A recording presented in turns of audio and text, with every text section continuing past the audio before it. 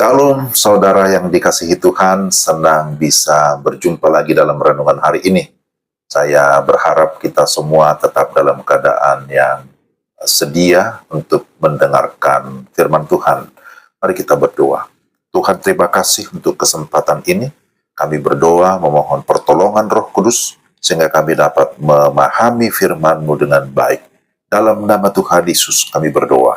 Amin. Pembacaan firman Tuhan dari Imamat pasal 6 ayat 13. Harus dijaga supaya api tetap menyala di atas mezbah. Janganlah dibiarkan padam. Demikian firman Tuhan. Renungan kita saya beri tema jaga relasi dengan Tuhan. Saudara-saudara yang terkasih dalam Kristus, Imamat 6 berisi perintah Tuhan kepada Musa mengenai persembahan terutama korban bakaran, korban sajian, dan korban penghapus dosa. Bagian ini menekankan pentingnya pelaksanaan ibadah dengan penuh kesetiaan dan ketaatan kepada perintah Tuhan.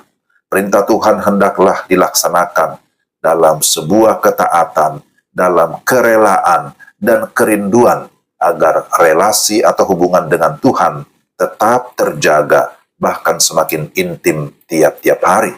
Ada beberapa hal yang perlu kita renungkan berdasarkan pembacaan firman Tuhan Imamat pasal yang ke-6, yaitu pertama, pentingnya kesetiaan dalam menjaga api di atas mezbah. Kita bisa perhatikan Imamat 6 ayat 9, ayat 12 sampai 13. Tuhan memerintahkan agar api di atas mezbah tetap menyala dan tidak boleh padam atau jangan dibiarkan padam. Imam bertugas menambahkan kayu bakar setiap hari agar api itu tetap menyala. Api di mezbah bisa melambangkan semangat pelayanan dan hubungan kita dengan Tuhan.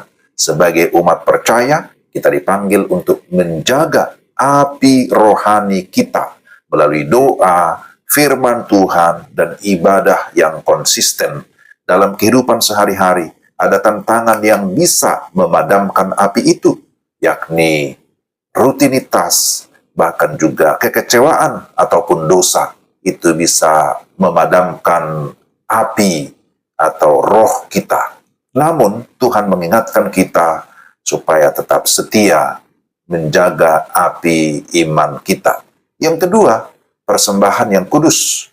Persembahan korban sajian hanya boleh dimakan oleh imam di tempat yang kudus, karena itu adalah sesuatu yang memang sangat kudus. Itu berarti bahwa segala sesuatu yang kita persembahkan kepada Tuhan haruslah dengan hati yang tulus dan kudus. Ingatlah bahwa hidup kita sendiri adalah persembahan yang hidup dan kudus, karena Tuhan sudah menguduskan kita. Roma 12 ayat 1 menyatakan itu. Kita dipanggil untuk hidup dengan integritas, menjauhi dosa, dan memuliakan Tuhan dalam segala hal. Dan yang ketiga, penghapusan dosa dan pemulihan relasi dengan Tuhan. Instruksi mengenai korban penghapus dosa menunjukkan bahwa Tuhan menyediakan cara bagi umatnya untuk mendekat kepadanya meski telah jatuh ke dalam dosa. Kita semua membutuhkan pengampunan dosa, dan ini telah digenapi secara sempurna di dalam Yesus Kristus Tuhan kita, korban sejati yang sudah menghapus dosa dunia.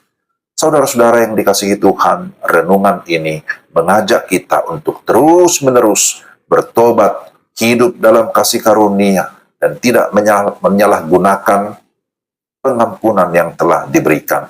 Jagalah keintiman relasi kita dengan Tuhan. Luangkan waktu untuk senantiasa berdoa dan merenungkan firman Tuhan tiap-tiap hari agar api rohani tidak padam di dalam hidup kita. Jadikan hidup sehari-hari sebagai wujud penyembahan kepada Tuhan dengan melayani dan menaatinya dalam segala aspek.